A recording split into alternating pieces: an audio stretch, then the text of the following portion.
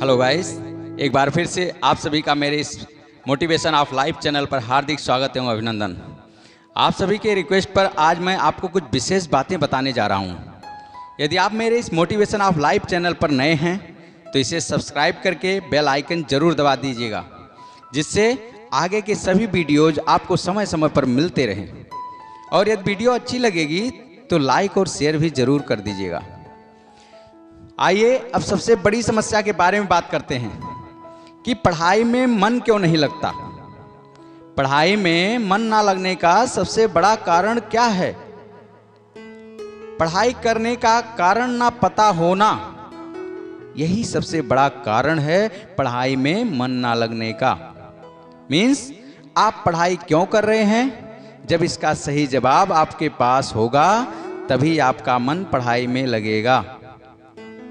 देखिए, पढ़ाई कितना अनिवार्य है। बच्चा जैसे ही 2.5 या 3 साल का होने लगता है, उसके माता पिता उसकी पढ़ाई के बारे में सोचने लगते हैं और अपनी क्षमता के अनुरूप बच्चे के लिए अच्छे स्कूल का चुनाव करके उसका नाम स्कूल में लिखा देते हैं।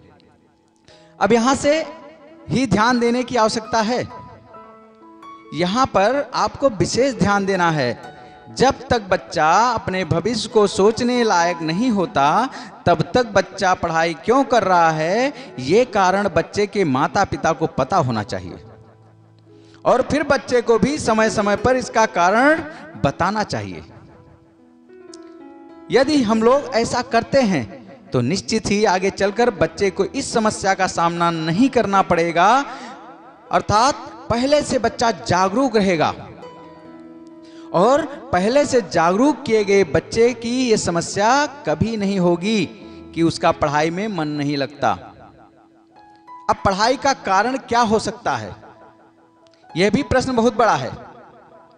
देखिए, है तो बहुत छोटा, किंतु 80% लोगों को सिर्फ अच्छी पढ़ाई से मतलब होता है।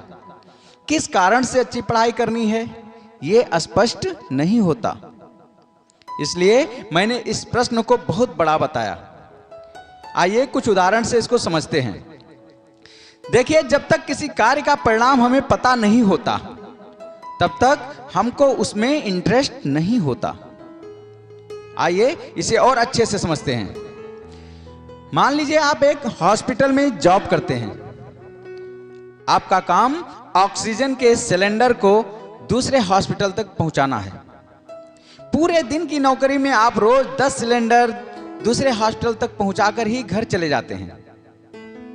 कभी कभी 8 या 7 सिलेंडर ही भेज पाते हैं। समय समाप्त हो जाता है।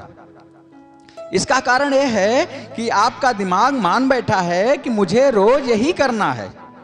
बोरिंग फील होने लगता है आपको। काफी दिन से वही काम करते करते एकदम बोर हो जाते हैं। उसको करने में मन ही नहीं लगता, क्योंकि आपको यह नहीं पता है कि जिस दिन आप 10,000 सिलेंडर पूरा कर लोगे, आपकी सैलरी 3 गुना हो जाएगी और आपको एक एयर कंडीशन ऑफिस मिल जाएगा, आपको चलने के लिए कार मिल जाएगा और एक असिस्टेंट भी मिल जाएगा।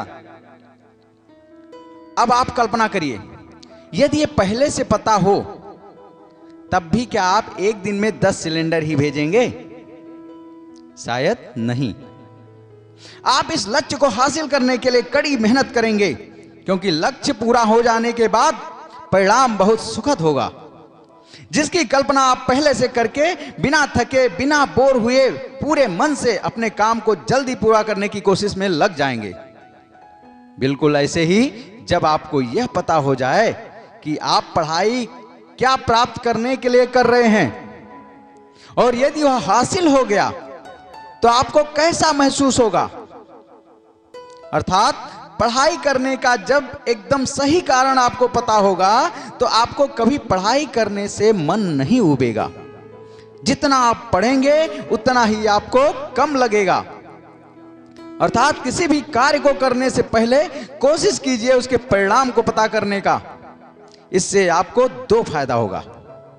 यदि परिणाम गलत है तो आप पहले से सतर्क हो जाएंगे और उस कार्य को नहीं करेंगे, और यदि आपके कार्य का परिणाम बहुत अच्छा होगा, तो फिर आप पूरे मन और लगन से उसको करेंगे।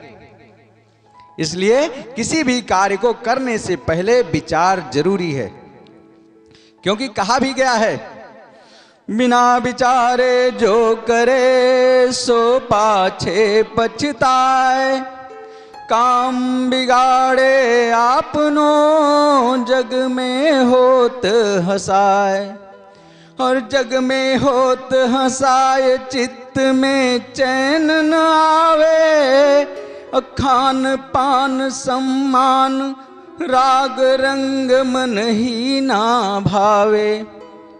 अर्थात जब बिना विचारे आप कार्य को करते हैं तो आप एकदम परेशान हो जाते हैं, हमेशा चिंतित रहते हैं, खाने पीने का होश नहीं रहता, कुछ भी अच्छा नहीं लगता, क्योंकि आपने पहले विचार नहीं किया और आपका काम खराब हो चुका है। तो अब आइए बताते हैं, पढ़ाई करना शुरू करते ही नींद क्यों आने लगती है। एक बहुत बड़ा क्वेश्चन था, एक बच्चे का मेरे पास कमेंट किया कि सर हमको ये बताइए, हमको पढ़ते समय नींद बहुत आती है, क्यों आने लगती है नींद? वैसे तो हम सोने का प्रयास करते हैं, नींद ही नहीं आती, लेकिन जैसे ही किताब लेकर बैठते हैं तुरंत हमको नींद आने लगती है। देखिए, इसका पहला कारण तो आपको ऊपर ही मैंने बता दिया, और दूसरा बहुत ध्यान से सुनिएगा।